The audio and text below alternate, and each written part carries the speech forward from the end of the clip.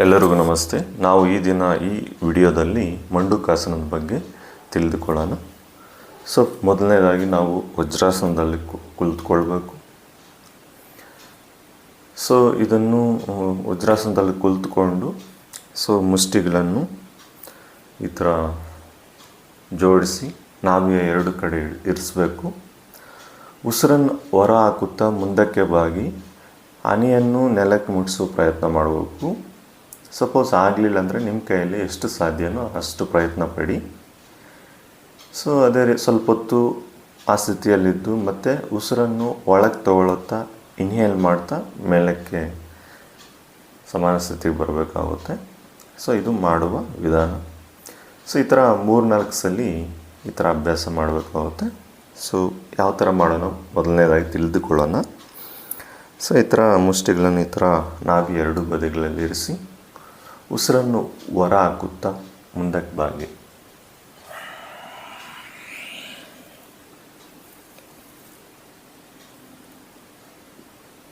ಸ್ವಲ್ಪ ಸಮಯ ಇದೇ ಸ್ಥಿತಿಯಲ್ಲಿರಿ.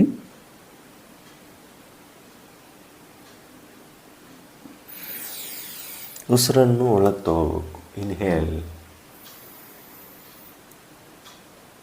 ಇದೇ ರೀತಿ ಇನ್ನೂ 3 ಸಲ ಮಾಡೋಣ. ಎಕ್ಸೇಲ್.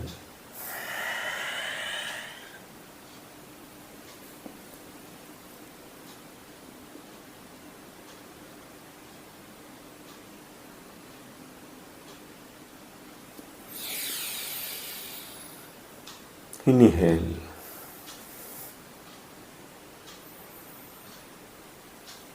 ಎಕ್ಸೇಲ್. ಉಸಿರನ್ನು ಹೊರ ಹಾಕಿ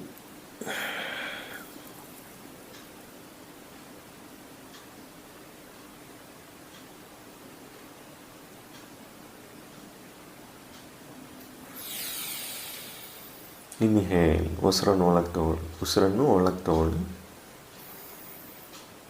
ಇನ್ನೂ 1-2 ಸಲ.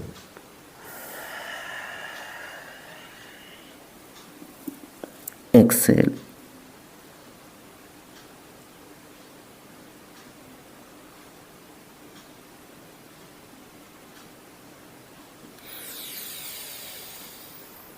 ಇನ್ಹೇಲ್.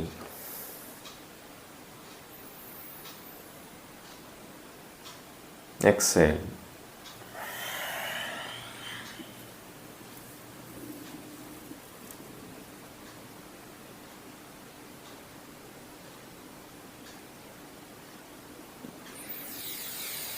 ಇನ್ಹೇಲ್. ನೋಡಿ ಬಂಧುಗಳೇ, ಈ ಆಸನ ಮಾಡೋದ್ರಿಂದ ನಮಗಾಗುವ ಅನುಕೂಲಗಳೇನೆಂದರೆ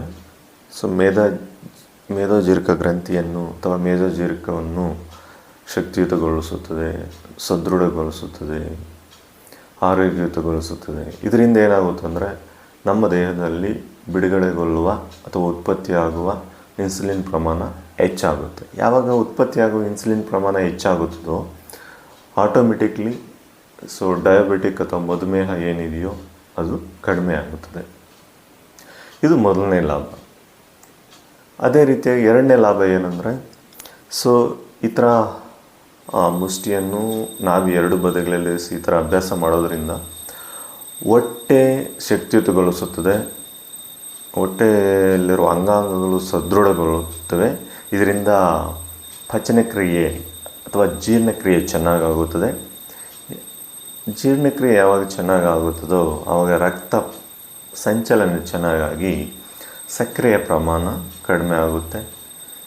ಇದು ಎರಡನೇ ಲಾಭ. ಮೂರನೇ ಲಾಭ ಏನಂದರೆ ಇದು ಹೃದಯಕ್ಕೆ ಹಾರ್ಟಿಗೆ ತುಂಬ ಲಾಭದಾಯಕವಾದಂಥ ಆಸನವಿದ್ದು. ಇದು ಮಂಡುಕಾಸನ 1. ಮಂಡುಕಾಸನ 2 ಇದೆ. ಅದು ಯಾವ ಥರ ಮಾಡಬೇಕು ಆ ರೀತಿಯನ್ನು ತಿಳಿದುಕೊಳ್ಳೋಣ.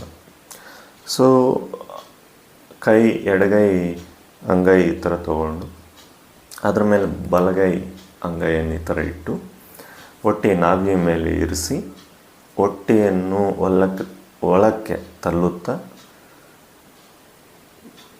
ಉಸಿರನ್ನು ಹೊರ ಹಾಕುತ್ತಾ ಅಂದರೆ ಎಕ್ಸೇಲ್ ಮಾಡುತ್ತಾ ಮುಂದಕ್ಕೆ ಬಾಗಿ ಹನಿಯನ್ನು ನೆಲಕ್ಕೆ ಮುಟ್ಟಿಸುವ ಪ್ರಯತ್ನ ಮಾಡಬೇಕಾಗುತ್ತೆ. ಸಪೋಸ್ ಆಗಲಿಲ್ಲ ಅಂದರೆ ನಿಮಗೆ ಎಷ್ಟು ಸಾಧ್ಯ ಆಗುತ್ತೋ ಅಷ್ಟು ಪ್ರಯತ್ನ ಪಡಿ.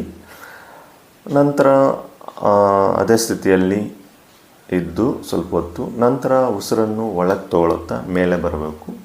ಈ ಥರ 4 ಸಲ ಮಾಡೋಣ.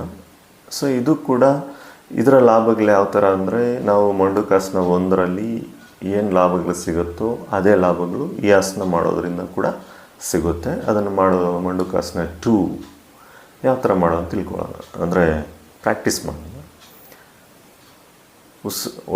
ಒಳಗೆ ತಳ್ಳುತ್ತಾ ಹೊಟ್ಟೆಯನ್ನು, ಉಸಿರನ್ನು ಹೊರ ಹಾಕುತ್ತಾ ಮುಂದಕ್ಕೆ ಬಾಗಿ, Excel.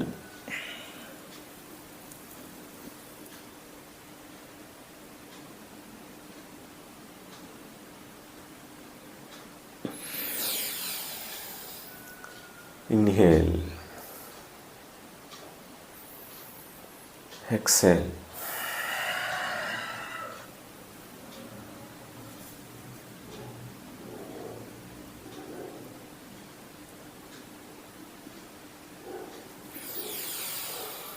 Inhale, exhale.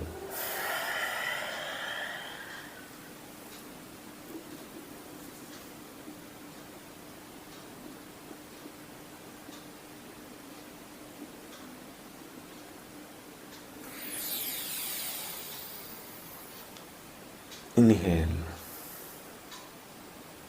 Last.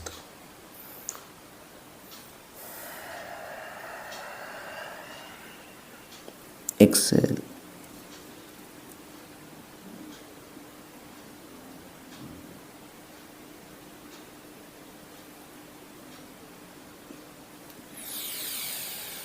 Inhale.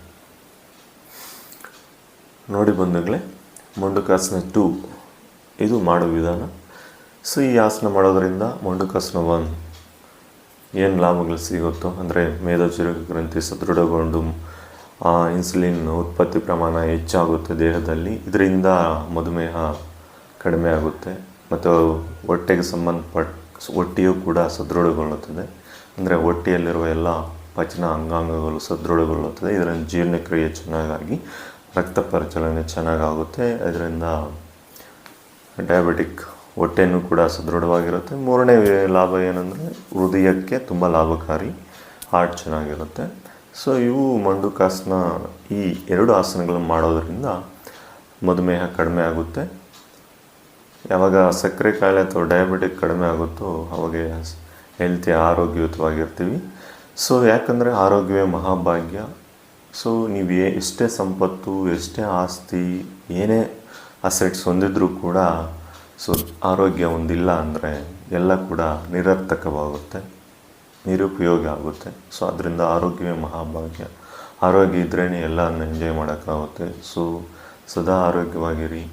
ನಮ್ಮ ಚಾನಲ್ ನೋಡ್ತಾ ಇರಿ, ನಮ್ಮ ಚಾನಲ್ ಸಬ್ಸ್ಕ್ರೈಬ್ ಮಾಡಿ. ಇದೇ ರೀತಿ ನಮಗೆ ಎನ್ಕರೇಜ್ಮೆಂಟ್ ಕೊಡಿ. ಸೊ ಇನ್ನೂ ಹೆಚ್ಚಿಗೆ ವಿಡಿಯೋಗಳನ್ನು ಮಾಡೋಕ್ಕೆ ನನಗೆ ಸಹಾಯ ಆಗುತ್ತೆ.